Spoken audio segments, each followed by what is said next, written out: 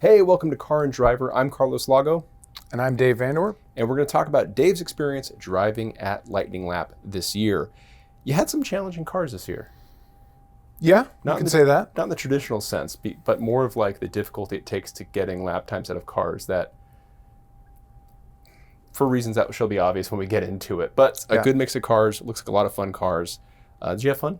Absolutely. Yeah, every year, right? Yeah. It's a good time. Best day at work ever. Best week at work ever. It is. It's very daunting, though. That's the thing that always, every year it hits me. You know, you get out there, day one, new cars. You know, we typically haven't been back to VIR in a whole year. You know, maybe if we're lucky, we get down there, you know, one time between Lightning Lap events. And, you know, you go out in the car and, you know, because we've run so many hundreds of vehicles before, you have a pretty good bogey time of where you think this new variant or this slightly more powerful version should land. And day one, you're always like many seconds off the pace.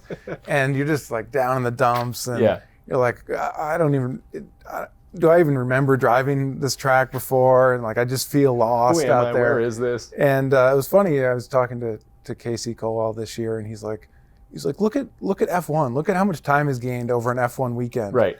And yeah, I mean, it's true. It's like that. You're you know, getting your muscle memory back up to date in each of these cars. And even though you know the track, you know, pretty well, and you look at, you know, to use the F1 example, at a familiar track, like I looked up Coda last fall, and you know, a track that they've known and run many times in this car that they run every week. Yep. And you know, still the difference between practice one and qualifying is 3 seconds plus. A lifetime. And it's a ton. And these guys are some of the best drivers in the world. So that's you know, time after time you sort of learn that, that's just the process. And you know, we often see, you know, 5 seconds or more disappear over the course of 3 days as we learn the track better again, learn the car better again, and then, you know, hopefully to bring the tire conversation full circle, like you end up day 3 with a fresh set of tires, which is also huge. Yeah. You kind of go from a confidence valley to a confidence peak over the course of the week, right? Right. But let's get started with the first one, which is the Hyundai Kona N, or as I spent all week calling it, the Hyundai Kona N. Because it's cute. What are your thoughts first getting into this thing? Well, it's a weird car because it kind of exists by itself. It's kind of a hot hatch, but it's pitched more as an SUV. Right. And there really aren't any other proper performance variant SUVs down at this price, right? Like we've run Lamborghini Uruses and you know, Super Cayennes and things, but not down in this $35,000 price point. It's pretty light. It's more or less an Elantra N or a Veloster N underneath. Kind of on stilts, right? Yeah. But to bring the tire conversation back, you know, this thing showed up at VAR with the rear tires on the wear bars, which I noticed immediately, right? And then to make matters worse, there was a little dealer inspection service, you know, from its previous service that showed the rear tires as red, need to be replaced. So like, oh, come on. You sent it to a track event with it had no spares. And so, as we don't see in this video, it was just mega oversteer everywhere, just turn in oversteer.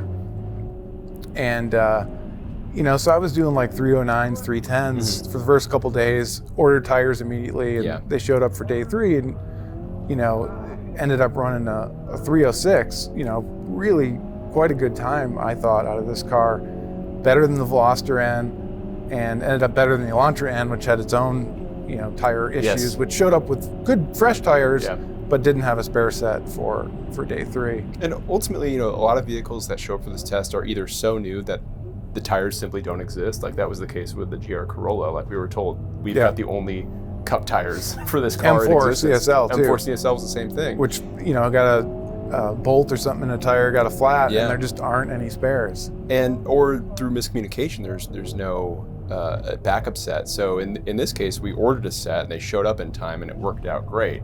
But it's not always the case. And just through the chaos of testing 15 to 20 vehicles in a given week, sometimes that just happens. It's not we don't want it to happen because it reflects poorly on the car's performance. It reflects poorly on us, right? Yeah. It's not ideal, but sometimes that does happen, and we strive to make it not happen. But you can only win so many battles, I guess, right? Yeah. But this thing was great, and in fact, it's so stiff that I couldn't run it in its stiffest mode. Right. Had to dial it back because over the curbing it would just get unsettled. But between that, the limited slip diff was great, and it does that without major torque steer or anything. In fact, somebody asked me, "Is that Kona all-wheel drive?" And I had to think for a second because it puts down the power so well.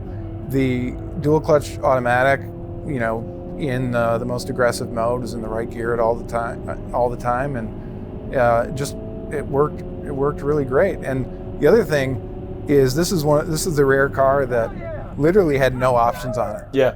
Like it had you don't need to get a sport package, you don't need to order the sticky tires separately. It just as it is. Yeah, there's no stack of performance upgrade on top of performance upgrade on top of performance upgrade just to get the performance. Like, you don't need the special cheater tires. It just comes as is. That's uncommon for most cars, but especially at this price. Right. Which is really neat. And 35 grand. I mean, this is less than a GTI with summer tires. That's crazy.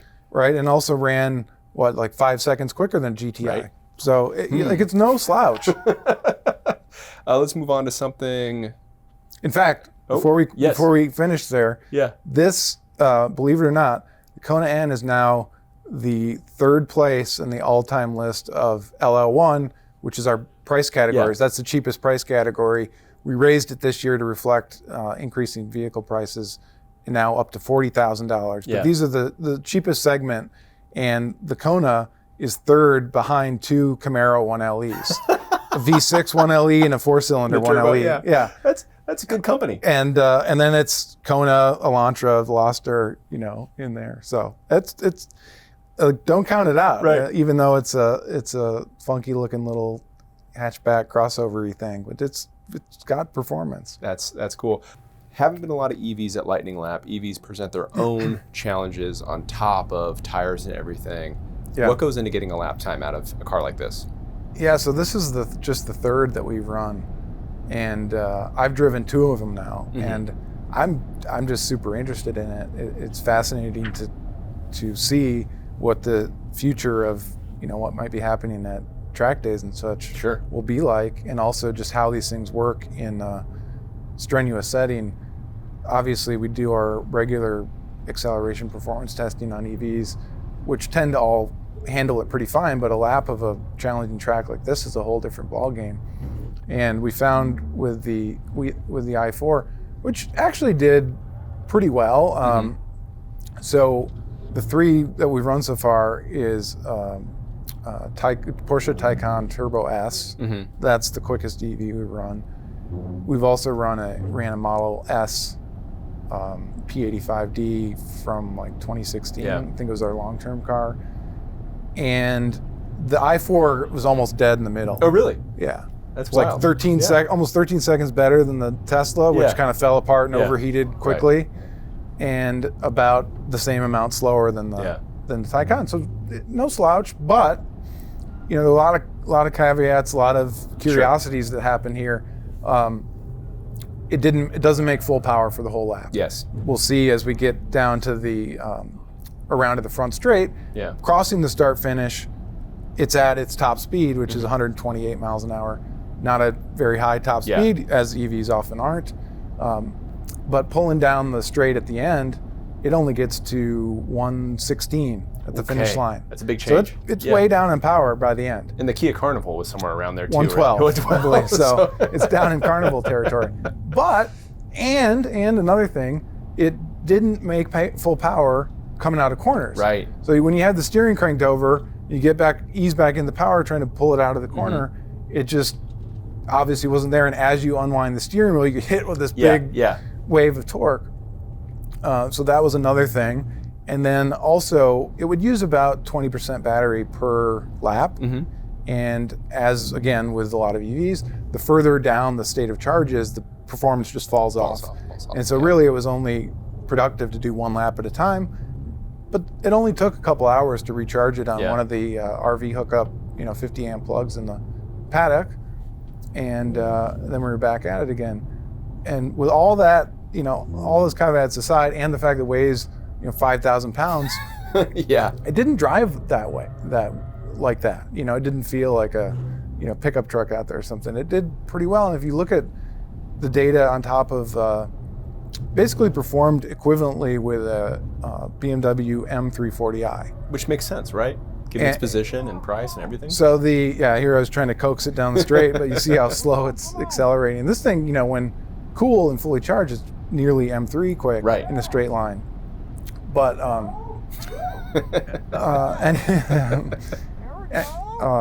where was I? Oh, M240i. So the i4 is about a second and a half slower, but all of that is down to the straightaway, being slower on the straightaway. In the corners, it pretty much hangs in the M240i. No slouch. Yeah. Again, pretty solid performance from a car that,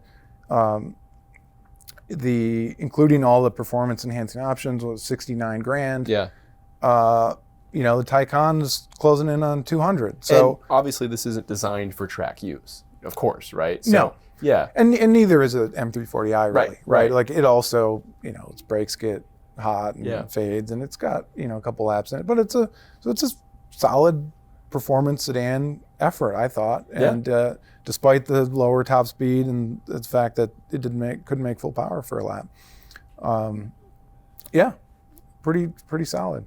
Let's stay in Camp BMW. Okay. And move on to the BMW M240i xDrive. Yeah, so this is a repeat from last year because of a tire issue. Actually, not really a tire issue, but the last year's car came without one key performance enhancing package. I think it's called the high performance cooling and tire package. It gets additional engine cooling, and it also switches to Michelin Pilot Sport 4S tires. Wider too, tires? Wider tires and wheels. Yeah. And, which is one of our favorite tires. And so we invited it back this year to see how much better it could do. You lapped it last year. Yeah. Do you notice the differences? Yeah, last year, it also didn't have spare tires, which held it back. So it's kind of a double reason to invite it back. But despite being all-wheel drive, the good thing is it feels very rear drive. It doesn't feel, it doesn't push. In fact, last year it was kind of too oversteery that you had to manage. And this year that was gone. And it was, kind of a case of being just quicker everywhere. Mm-hmm. Additional grip, obviously not additional power, but oversteer out of there. That's a little area. Yeah, that's a turn that we don't talk about a lot. It's a hairy one. I mean, we do internally, but it's not like the S's always gets mentioned. But actually that off-camber left just after the top of the S's is a spot you can really make or break a lap. It's a hairy corner too. And you're going, even in this kind of car, 90 mile an hour or so, like minimum speed. Right. I forget what, in the Z06, it was up there. It's way faster. But it's a hairy spot that it's blind and anyway, but it was just, this year's car just was quicker everywhere and ended up being about, I think, 3 seconds quicker. Yeah. And it wasn't in any one spot. It was just a little bit more grip everywhere. How did the brakes hold up? Not great. Okay. In fact, surprisingly, the i4's brakes held up super well. Really? And, didn't fade really at all. Whereas, like last year, the M240i's just got soft, and like we've experienced on M340i. Again, it's not meant to be a all-day track car from the factory. Like few cars are, right? Right. Yeah. Most cars aren't. Yeah. In fact, if you go out and do consecutive hot laps, pretty much any street car, aside from the highest performing versions, the tires are going to go away quick, the brakes are going to go away quick. You're going to cook your pads, you're going to cook your fluid. But the 240s are softer than some performance cars, and we bled them pretty much daily to bring back as much as we could. Hear you groaning, missing the apex there. Yeah. And again, you're chasing tires, falling off, and again, running hot laps with street tires. They're not as consistent. Right. It changes over even the course of a lap, and they can get greasy. And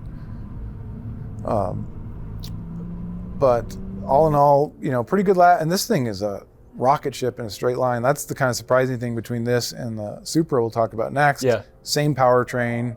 I mean, this is an automatic, and the Supra is a manual this year, but the M240 is way heavier. It's like a 17% worse power to weight. It's got a way taller roofline, and yet it was pulling the Supra down the straight. So it's like, does Toyota get the not quite as good tune? It's supposed to be the same engine, right? It's supposed to be. Same rated horsepower and everything. Well, let's move on to the Toyota GR Supra. Big thing this year is that it's got a manual transmission. You expect it to be slower with a manual transmission. As we found out. You would, and you look at the data, you look at the trace, coming down the straight here. Each shift is slower than the automatic when you overlay them, but for one thing, we had pretty much ideal weather this year. It was about 40 degrees this morning we were running, so nice and cool for making peak power, and pretty wide space gearing, which prevented a ton of shifts. I think there were only 5 total upshifts in a lap. That's not many. You're not in the Civic or the GTI, which need 20 or more, or WRX, which needs 20 or more, right? I think that was total versus just upshifts, but I mean, downshifts don't really slow anything down. Yeah. But still, not very many, and conditions were favorable. But I forget actually I think it went a little bit quicker down the straight than the previous Supra, but again, I think it got out of that last turn better too, so that's always a big factor. I mean, this was just awesome. This is my favorite car to drive out of this year's group because it's relatively lightweight. It's I mean, you're cooking through there. It responds to throttle. It's really balanced. It's got tons of power. It's got pretty good grip, even though it's on Michelin Pilot Super Sport tires, kind of an older tire. I don't know if a 4S would be an upgrade for this, but out of all the cars this year, the only things that had more grip, we do a average over turn 1, and this thing averaged 1.04. And the only cars that did better than that were on R-Comp tires. So of the street tire cars, this was the best. And the transmission in this is a sweetheart. The manual's great. Nice transmission. And it's awesome. It's just poised and balanced, and will rotate on power. And the tires do get squishy after a few laps, get a little greasy, and it will oversteer too much on power. But this thing's super fun to drive, and even better with a manual. Yeah. We of course love manuals, but we also know that they do add time, right? Yeah. They're as much pleasure as they add to the experience. Upshifts make it a little bit slower, but who cares when you're having fun, right? And up the S's and stuff, which it went in at like 120 miles an hour.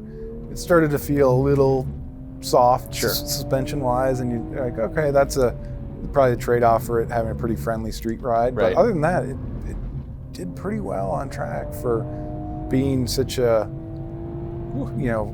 easy riding street car. You're hustling out of that exit there. That was nice. And this thing sounds good too. Yeah. And I was excited. I think that was at least 3 seconds quicker than I had gone the day before.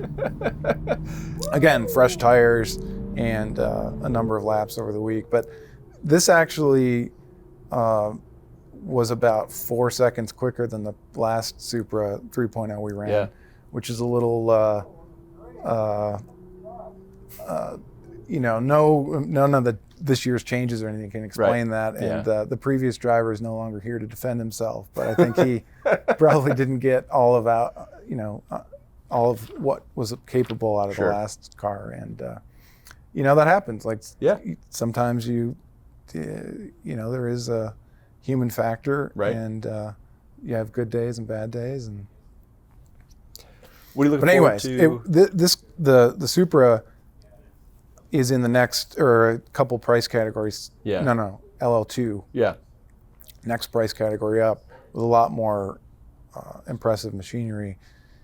But I think it's something like 8th overall, which is, pretty damn good. It's up there with a bunch of Camaros, a bunch of Mustangs, a couple Corvettes, and again, a lot of those are either more expensive, have better tires, sometimes both, and so it's about 4 seconds off of the leader, which is the Mustang Mach 1 from a couple of years ago. But anyway, like a set of Cup 2s, Cup 2Rs, dealer installed accessory, might get it there. Right? Like it is conceivable that it could be on the top of that on the list. So it's a super, super fun and super high performing car. That's great. It's a great car. Well, thank you guys for watching. Check out the links below for more information on Lightning Lap and all of the rest of the videos that we've done. We'll see you next time.